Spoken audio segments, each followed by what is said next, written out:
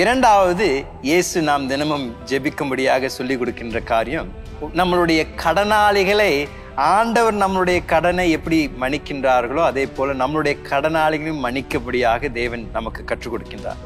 அப்படின்னா ஆங்கிலத்தில் இன்னொரு டிரான்ஸ்லேஷன்ல forgive us our sins as we forgive those who sin against us. நாங்கள் எப்படி மற்றவர்கள் எங்களுக்கு விரோதமாக செய்திருக்கின்ற காரியங்களை மன்னிக்கின்றோமோ அதே மாதிரி எங்களுடைய பாவங்களையும் மன்னியும் என்று இயேசு கற்றுக் கொடுக்கின்றார். அப்படின்னா ஒவ்வொரு நாளும் பாவ மன்னிப்பின் நிச்சயத்தை நாம் தேவனுடைய பிரசன்னத்தில் பெற்றுக்கொள்ளலாம். பாவத்தை மன்னிக்கும் வல்லமை இயேசு ஒருவருக்கே தான் உண்டு, வேற யாருக்கும் இல்லைங்க. வேற யாரிடத்திலும் மனித குலத்தின் பாவத்தை மன்னிக்கத்தக்க அதிகாரம் வேற எந்த தெய்வத்திற்கும் வேற எந்த நபருக்கும் கொடுக்கப்படவில்லை. இயேசு ஒருவரே பாவத்தை மன்னிக்கும்படியாக இந்த உலகத்தில் வந்து சிலுவையில் நம்முடைய பாவங்களை சுமந்து சிலுவையில் அறையப்பட்டனால இயேசு நம்முடைய பாவத்தை மன்னிக்க வல்லவராயிருக்கின்றார்.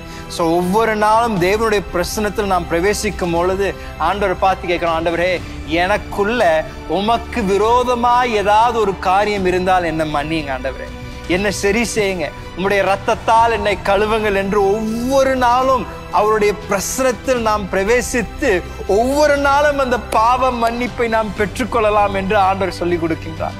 ஸோ இதுதான் மிகப்பெரிய ஒரு அருமையான ஒரு ஸ்லாக்கியம். தேவனுடைய பிரசன்னத்தில் நாம் பிரவேசிக்கும் பொழுது ஒவ்வொரு நாளும் ஆண்டவரே என் தேவைகளை சந்திங்க ஆண்டவரே, அதே மாதிரி ஆண்டவரே உமக்கு விரோதமாக என்னுடைய வாழ்க்கையில் ஏதாவது இருந்தது என்றால் அதை நீங்கள் சரி செய்யுங்க, அதை மன்னியுங்க, எனக்குள்ள நீங்க மீண்டும் ஒரு நல்ல ஒரு உறவை கட்டி எழுப்ப எனக்கு கிருபை தாரும் என்று ஜெபிப்பதற்கு தேவன் நமக்கு அந்த ஸ்லாக்கியத்தை தந்திருக்கின்றார்.